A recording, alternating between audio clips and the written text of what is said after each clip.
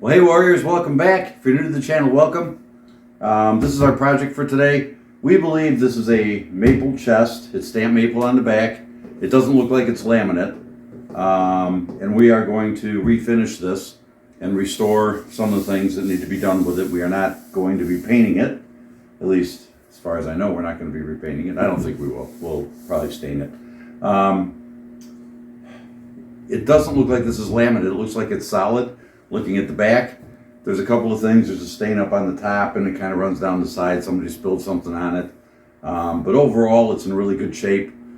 We did a little bit of research. We don't have a maker's mark on it, but from the style and the construction, the wood that's on the back and the way they nailed it in, it appears that this is probably from the 1940s. At least that's what our thought is right now. So we're going to bring this thing back to life and make it look new and see what happens. Okay, so we're going to start by using a scraper. We received this off our Amazon wish list, and just in the nick of time, DeMaria sent us this one, which is another type of scraper. It has 6 different blades in there where you can get around some of the contours into some of the corners. So this is going to come in really handy. Yeah. DeMaria, thank you so much for sending that. You. We appreciate it. And we are going to be using it on this project. So let's get going with the flat scraping first, and we'll get an idea what we got under here, and then we'll go from there.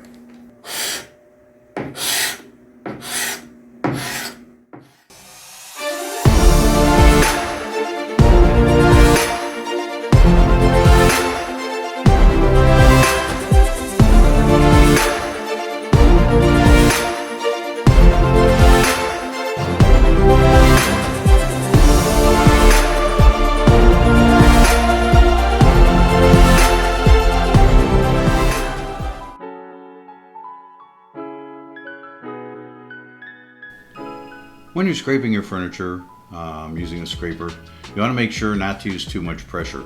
The idea here is that you're removing the top coat, whether it's shellac or varnish, or especially in these old pieces, whatever they put on the top for their top coat. And you want to be removing that top coat. You will, in some cases, as you can see, get down to the bare wood, but the idea is not to scrape everything off down to bare wood. If you attempt to do that, you're probably going to be scratching your piece. So even though some places will get down to bare wood or pretty close to it, you just really are concerned about getting that top coat off. And once you do that, you can see, even with just hand sanding with a 120 grit like we're doing here, the rest of that finish just comes off.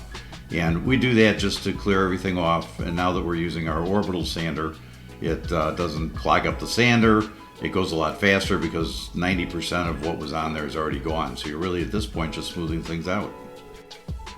And if you like what you're seeing on our video, we'd certainly appreciate you hitting that like button, of course the subscribe button if you wish to subscribe, and then if you hit that notification bell, you'll get notified of all of our future videos. Appreciate you guys.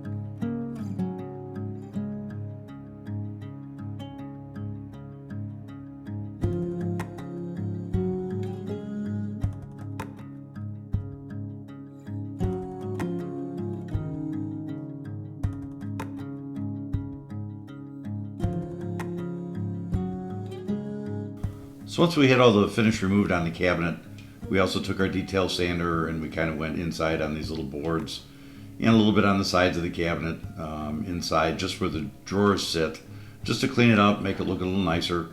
And we're going to run our stain a little bit in there too, so we wanted it to look the same color. And then the top drawer was extremely tight. We could hardly even get it open when we first brought this unit home. And we thought maybe it was this rail that was bowed or warped, so we wanted to check and see if that was the case. So I did remove that rail and we checked it, and the rail seemed to be pretty flat. It was laying pretty flat anyway, so I put the drawer in without the rail to see if it still was sticky, and it was. It was still sticking in there a little bit.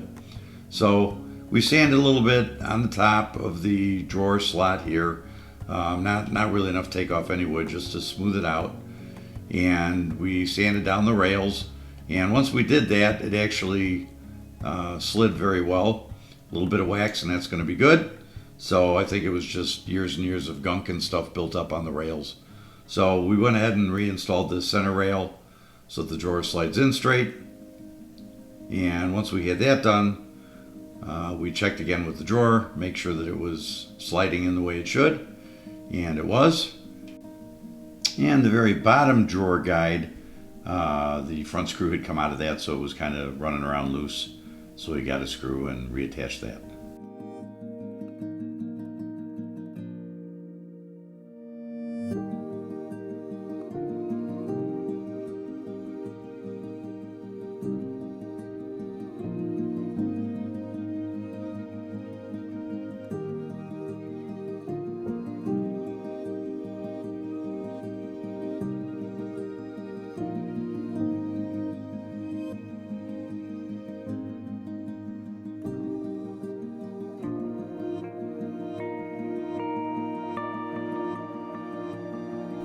So after we cleaned the unit up and got all the dust off it, we brought it inside so that we could start doing our staining and getting ready to finish some of the things up on this piece. We're using the Dixie Belle gel stain in walnut, and we wanted to see how the maple was going to take the walnut stain. So I did a little corner piece down here by the bottom of the leg just to see how the stain would look on the wood.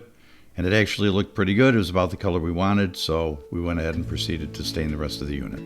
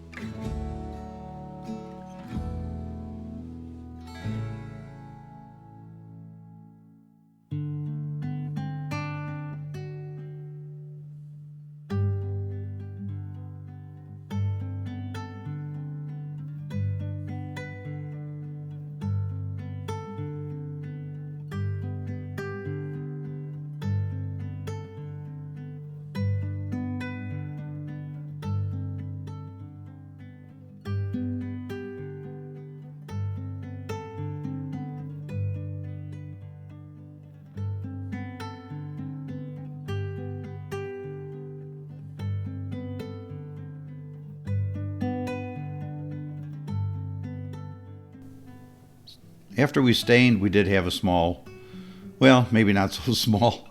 We had a blemish in the top that was taking the stain really dark. It almost came out black.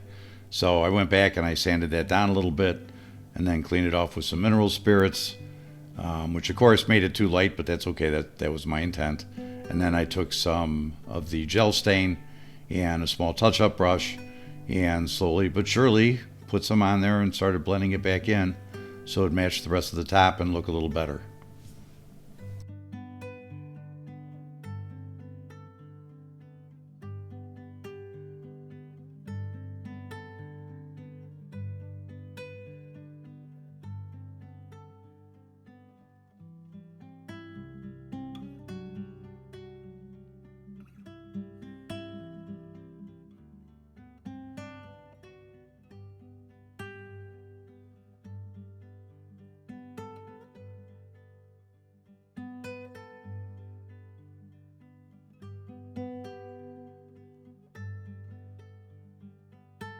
Next, it was time to do some work on the drawers, and we wanted to leave the drawers with just a top coat, which we haven't done yet, and we wanted to stain the handles in the walnut.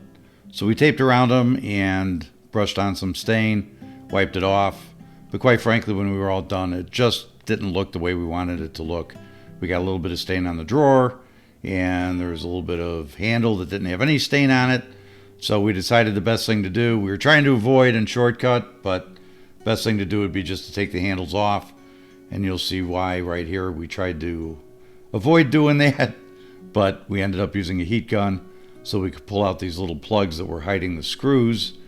And then the handle itself not only was screwed in, but it was also glued, so we had to take the heat gun and heat it up some more. And then we took a scraper and pushed it underneath the handle and pried those all off. So we had to do that on each handle for all of the drawers.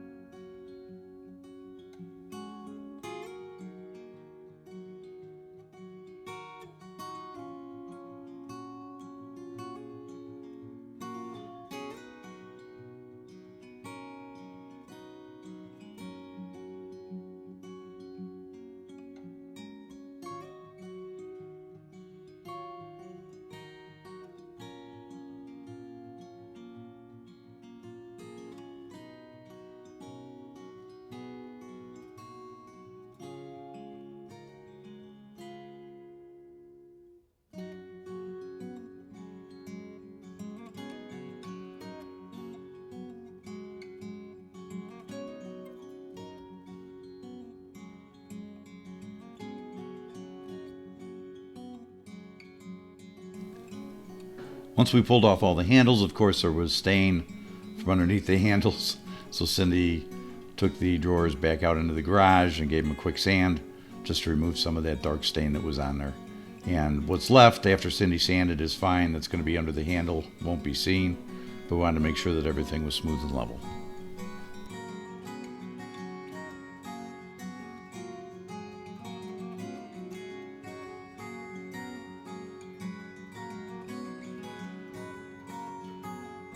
We also wanted to give the handles a quick sand on the back to smooth them out a little bit on the front. So Cindy labeled them all so that we're sure we got them all back on the right drawer in the right spot. With some of this older furniture, these pieces will only go where they came from. So anytime you do something like this, you want to make sure you label things so they go right back where they started from. And here I'm using the Minwax Wipe-On Poly to seal up the base unit.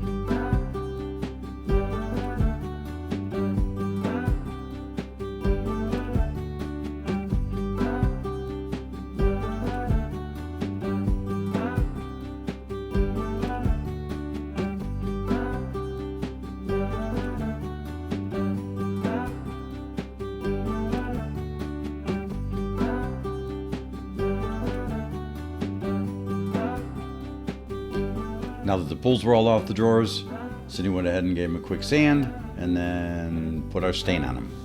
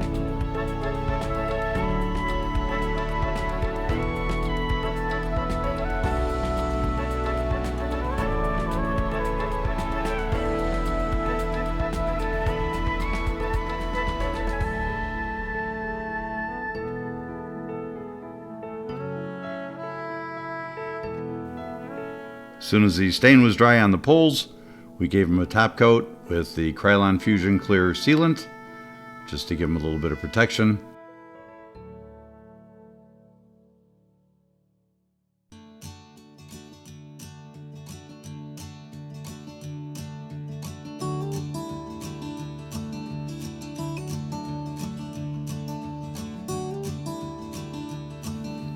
While we were waiting for the top coat on the drawer pulls to dry, we came back to our drawers, and we've already done 2 coats.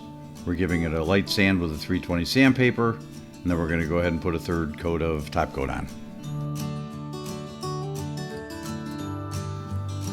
So we really thought by the time we did our 3rd coat on here that we would start to see a decent sheen on the drawers, which is what we were looking for, when we realized that we were using a flat top coat. So we could have put a whole bunch of coats on here and never got the sheen we were looking for. So we went ahead and did this 3rd coat with the flat, and then we're going to come back and we're going to use General Finishes top coat, and we're going to do that in a glossier finish. And here we are coming back with the General Finishes High Performance top coat in gloss.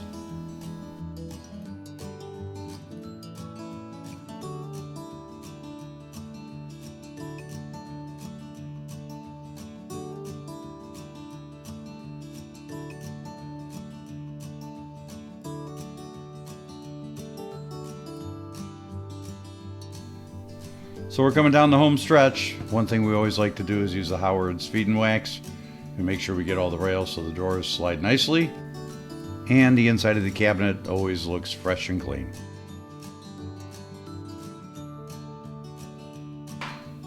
And we need to put all of our little buttons back into the cabinet. We're going to use some Type-On glue. Just dab a little bit on the button, and then we're going to go ahead and put those back in the cabinet.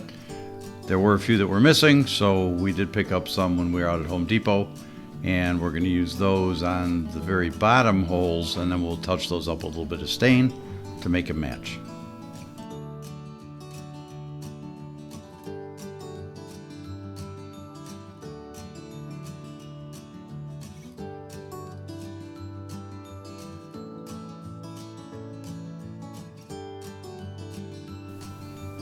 For the buttons that went into the drawer pulls, we had to kind of custom make those. We had some 1/4-inch dowels, so we took those and I sanded down the top to recreate what the originals look like, and then we cut them to size.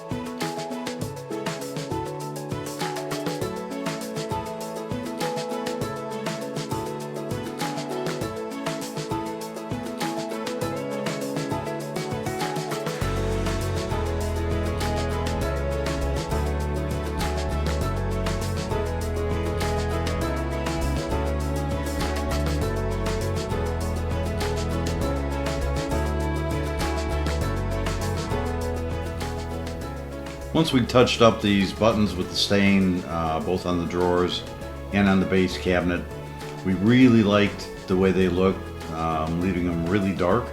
So we actually went ahead and touched up all the buttons on the cabinet and all the drawers to make them all a much darker color than the base cabinet. And we did that simply by putting on the gel stain and brushing it on and letting it just set and dry that way rather than wiping them off.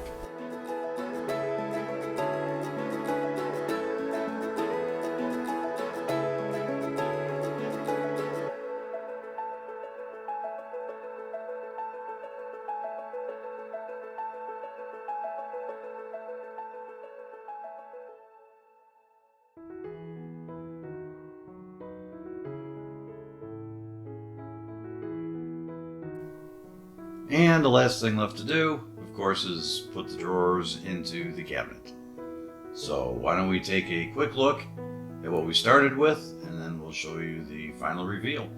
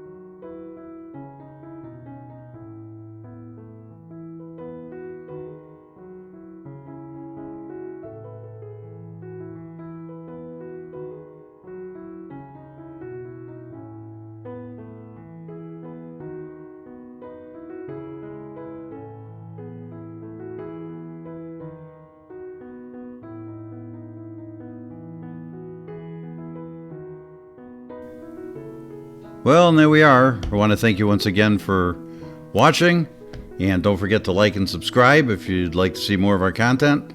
Let us know what you think in the comments about how we did on this piece. We appreciate you guys, and as always, have a flippin' awesome day.